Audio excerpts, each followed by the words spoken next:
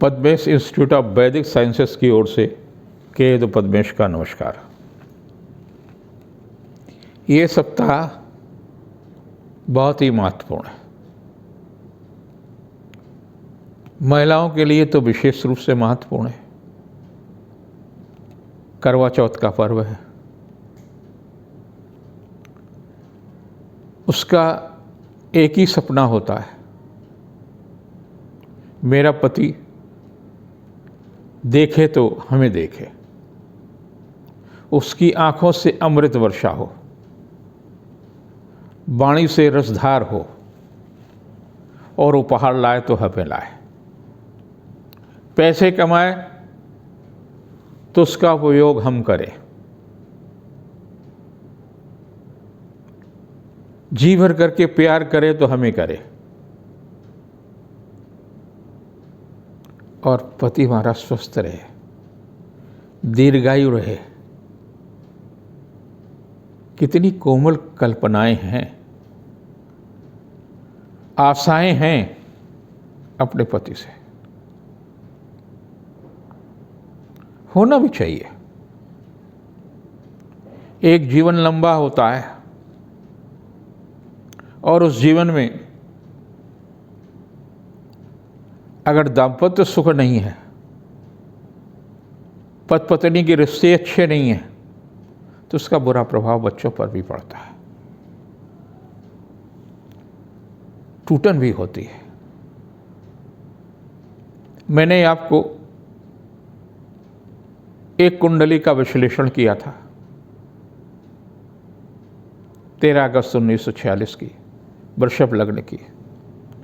सप्तम भाव भार्या का होता है, दाम्पत्य जीवन का होता है, और इसमें केतु है। स्वामी है मंगल शुक्र के साथ में। तो ऐसे जातक का दाम्पत्य जीवन लंबा होता है। ये मानकर के चलिए कि 50 वर्ष से अधिक का दाम्पत्य जीवन होता है। केतु के साथ कोई ग्रह नहीं है, और मंगल शुक्र के साथ में है, लग्नेश के साथ में। राहु और केतु के स्वामी शुक्र और मंगल एक साथ हैं, और वो भी पंचम में है। खट्टे मीठे अनुभवों के साथ दाम्पत्य जीवन अच्छा होता है, और लंबे समय तक एक दूसरे के केयरिंग होते हैं, एक दूसरे के साथ में सुख और दुख की अनुभूति करते हैं। इसमें अपोजिट यानी भार्या पत्नी आपके प्रति ज़्यादा सिंसियर होती है। आपके शुक्र मंगल होने के कारण से कहीं न कहीं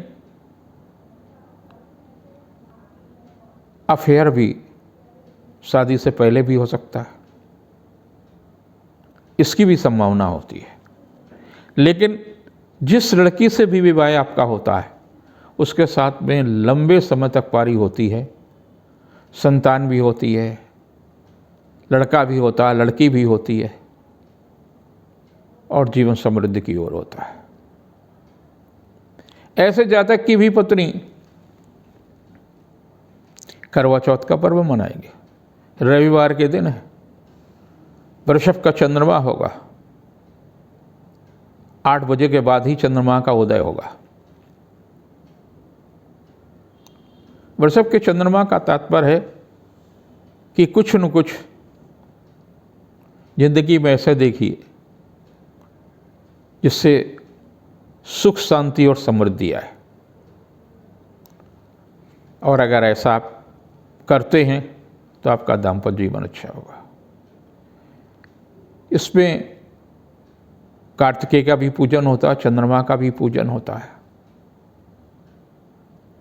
सजने संवरने का भी होता है। चांदी के गिलास में आप अपनी पत्नी का व्रत तोड़वाएं जल पिला करके।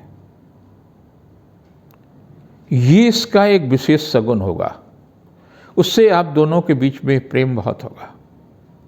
अगर उसको कुछ खिलाना है तो चांदी की चम्मच, चांदी की कटोरी में रखा हुआ कुछ मीठा चंद्रमा को अर्घ्य देने के बाद में आप अपनी पत्नी को खिलाएं। जिनके दाम्पत्य जीवन में कहीं कुछ कटता है तो सारे दिन जब आप संकल्प लेकर के व्रत कर रही हैं तो एक मंत्र का जप करते रहिए, ओम नमो देव भगवते त्रिलोचनम त्रिपुरम देवी मे पति का नाम ले लीजिए, वशम कुरु स्वाहा। आटा गूंथने में भी, भोजन बनाने में भी इस मंत्र का जप करिए। जब आप दोनों एक साथ भोजन कर रहे हों तो इस मंत्र का जप करिए। आप दोनों शयन कक्ष में हों तो भी आप मन में इस मंत्र का जप करते रहिए। आप देखेंगे जो वर्ष आपके व्यतीत हो गए उससे बेहतर आपका दाम्पत्य जीवन अगले वर्ष होगा। दोनों स्वस्थ रहेंगे, दोनों का प्रेम बढ़ेगा। करके तो देखिए, ये मेरा 55 साल से ज़्यादा का अनुभव है। अब जिनकी राशियां इस सप्ताह अलग अलग हैं, सबकी अलग होंगी परिवार में, पति की पत्नी की। जिनकी राशि मेष है, चंद्रमा वृष में होगा, कल्पनाएं बढ़ेंगी, रिश्तों में मिठास आएगी। सूर्य और मंगल सप्तम होंगे, दाम्पत्य जीवन कुछ बेहतर होगा लेकिन कुछ खट्टापन भी होगा। आर्थिक मामलों में भी यह सप्ताह काफ़ी महत्वपूर्ण है। व्यय अधिक होगा, साई खर्च से बचना होगा। 24, 25, 26 को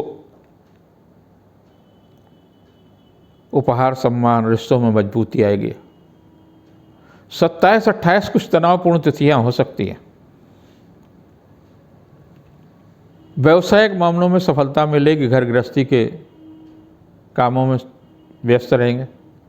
और 29, 30 को किया गया पुरुषार्थ सार्थक होगा।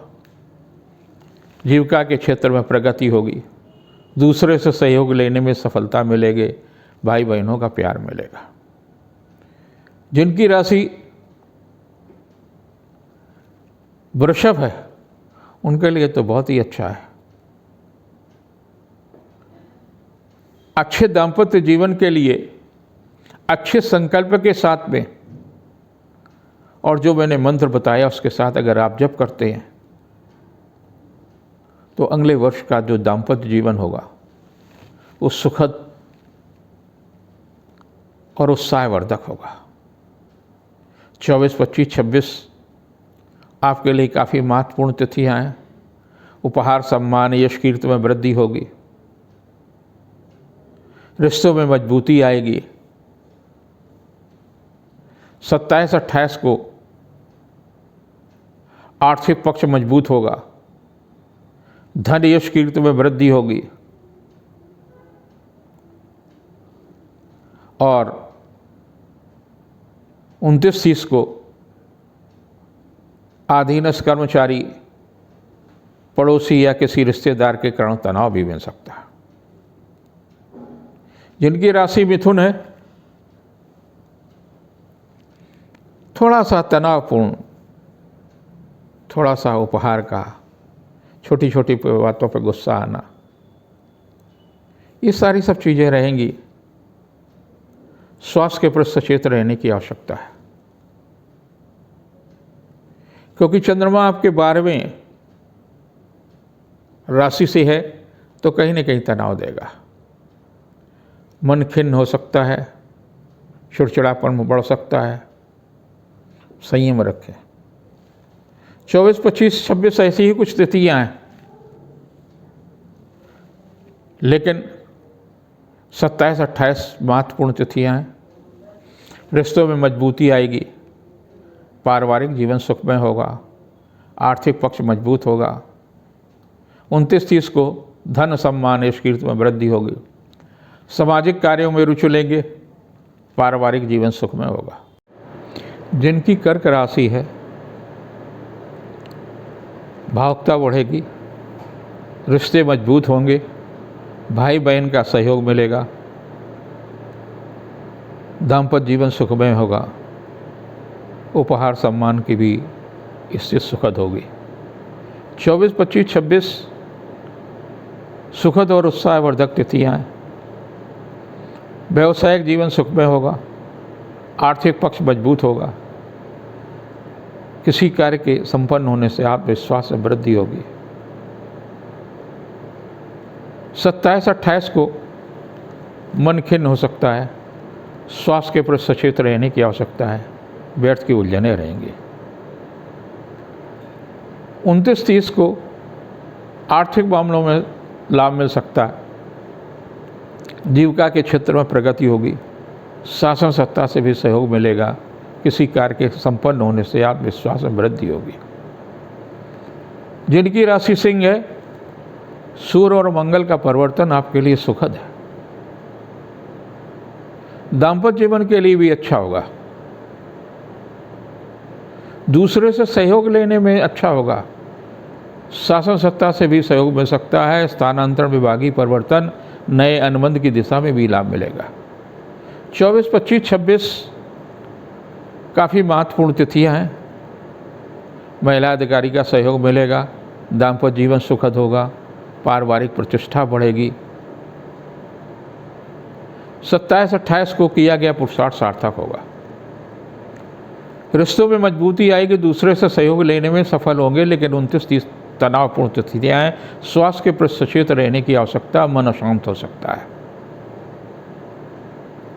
जिनकी राशि कन्या है, व्यवसायिक दृष्टि से काफ़ी महत्वपूर्ण है, दूसरे से सहयोग लेने में सफल होगा, पारिवारिक जीवन सुखमय होगा, आर्थिक पक्ष मजबूत होगा, उपहार या सम्मान में वृद्धि होगी, शासन सत्ता का सहयोग रहेगा।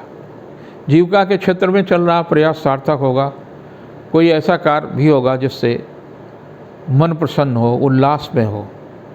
24, 25, 26 को भाग्यवश सुखद समाचार मिलेगा, पारिवारिक रिश्तों में मजबूती आएगी, उपहार या सम्मान में वृद्धि होगी, रिश्ते भी मजबूत होंगे। 27, 28 कुछ शासन सत्ता से भी लाभ मिल सकता है, उच्च अधिकारी या महिला अधिकारी का सहयोग मिले, पारिवारिक जीवन सुखमय होगा, रिश्तों में मजबूती आएगी। 29, 30 को धन सम्मान की दिशा में समृद्धि होगी, पारिवारिक जीवन सुखमय होगा, आर्थिक पक्ष मजबूत होगा, किसी कार्य के संपन्न होने से संतुष्टि मिलेगी। जिनकी तुला राशि है, व्यवसायिक दृष्टि से काफ़ी अच्छा है, रिश्ते मजबूत होंगे, आपकी राशि पर सूर्य और मंगल की युति है, दाम्पत्य जीवन भी सुखमय होगा, शासन सत्ता से भी सहयोग मिलेगा, व्यवसायिक प्रतिष्ठा बढ़ेगी, रिश्ते मजबूत होंगे, किसी कार्य के संपन्न होने से उपहार या आत्मविश्वास में वृद्धि होगी। जीविका के क्षेत्र में प्रगति 24, 25, 26 कुछ तनावपूर्ण तिथियां हो सकती है, स्वास्थ्य के प्रति सचेत रहने की आवश्यकता, आर्थिक मामलों में जोखिम न उठाए। 27, 28 को धन सम्मान यश कीर्ति में वृद्धि होगी, रिश्तों में मजबूती आएगी, पारिवारिक जीवन सुखमय होगा। 29, 30 आपके लिए काफ़ी संवेदनशील तिथि है, जहाँ एक और सहयोग मिलेगा, वहीं कुछ तनाव भी मिलेंगे अपने पारिवारिक वातावरण के कारण से, व्यर्थ की उलझनों से। जिनकी राशि वृश्चिक है, आर्थिक रूप से तो काफ़ी अच्छा जाएगा और आपके लिए सबसे ज़्यादा खुशी के अवसर प्राप्त होगा दाम्पत्य जीवन के लिए। चंद्रमा वृष में होगा, आपसे सप्तम, जिससे आपका दाम्पत्य जीवन काफ़ी सुखद और करवा चौथ का पर्व उपहार भौतिक सुख समृद्धि के लिए उत्तम होगा। 24, 25, 26 तारीख है, काफ़ी महत्वपूर्ण है, यश और कीर्ति में भी वृद्धि होगी, पारिवारिक सुख में भी वृद्धि होगी। लेकिन 27, 28 तनावपूर्ण है, स्वास्थ्य के प्रति सचेत रहने की अभी आवश्यकता है। किसी रिश्तेदार के कारण से तनाव मिल सकता है, व्यर्थ की उलझने रह सकती, कोई मूल्यवान वस्तु खोने या चोरी होने की आशंका है। 29-30 को संतान के दायित्व की पूर्ति होगी, शिक्षा प्रतियोगिता क्षेत्र में सफलता मिलेगी, उपहार या सम्मान में वृद्धि होगी।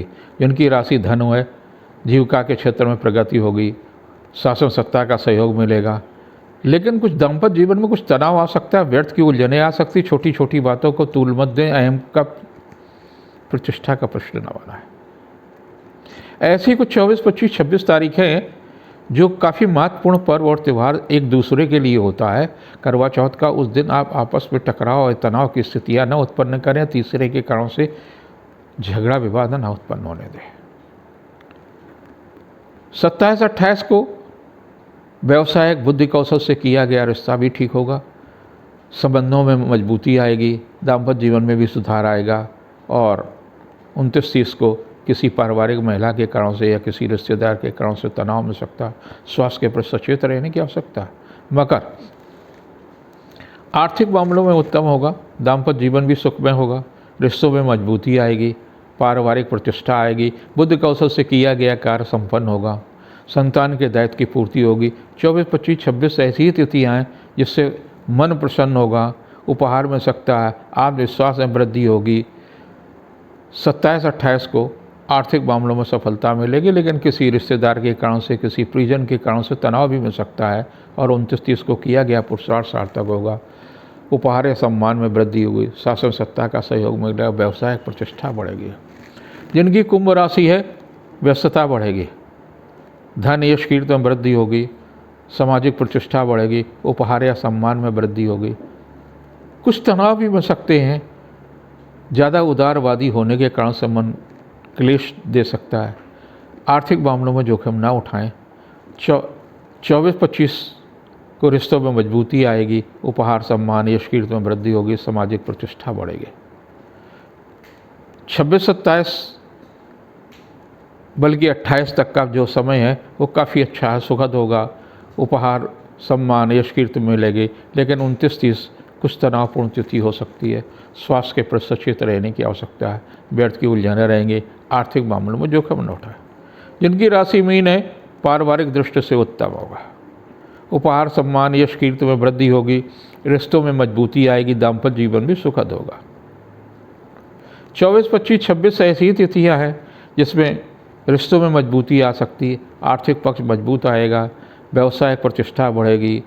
26-27 बल्कि 27 और 28 आर्थिक दृष्टि से कुछ कमज़ोर रहेगा। स्वास्थ्य के प्रति भी सचेत रहिए, किसी रिश्तेदार, किसी व्यक्ति विशेष के कारण से कष्ट मिल सकता है। और 29-30 काफ़ी महत्वपूर्ण तिथियाँ हैं, रुका हुआ कार्य संपन्न आएगा, मन थोड़ा सा शांत हो सकता है। इस सप्ताह जागरण के दैनिक जागरण अखबार है, उसके सर्वे सर्वा मालिक, डायरेक्टर, चेयरमैन परम प्रिय योगेंद्र मोहन जी का निधन हो गया। उनको विनम्र श्रद्धांजलि है।